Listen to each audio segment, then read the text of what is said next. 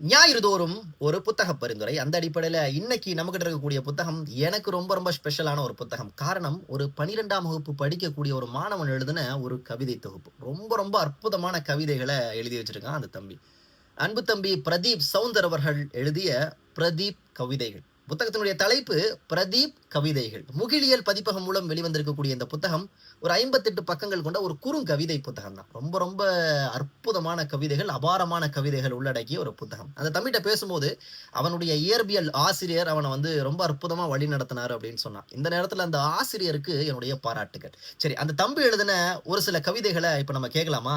எனக்கு ரொம்பவும் பிடித்தமான கவிதைகள், கோயில் பிரசாதத்தை தூக்கிச் செல்லும் எறும்புக்கு தெரியுமா அது பிரசாதம் என்று அப்படின்னு கேட்கிறான். சூப்பர் இல்லையா? ரொம்ப அற்புதமான சிந்தனை. அடுத்து இன்னும் ஒரு கவிதை எழுதியிருக்கான். கிளியின் கோபம் அப்படின்னு தலைப்பிட்டு. இந்த குழந்தைக்கு எப்படி ஆறுதல் கூறுவது? சிறகிருக்கும் என்னை கூண்டில் அடைத்து விட்டு சிறகில்லாத பட்டத்தை பறக்க வைக்க முயற்சிக்கிறார்கள் அப்படின்னு. இந்த மாதிரி பேரற்புதமான அபாரமான கவிதைகள் உள்ளடக்கிய புத்தகம் தான் பிரதீப் கவிதைகள். நிச்சயமா நம்ம எல்லாரும் இந்த புத்தகத்தை வாங்கி படிக்கணும் அப்படின்னு கேட்டுக்கிறேன்.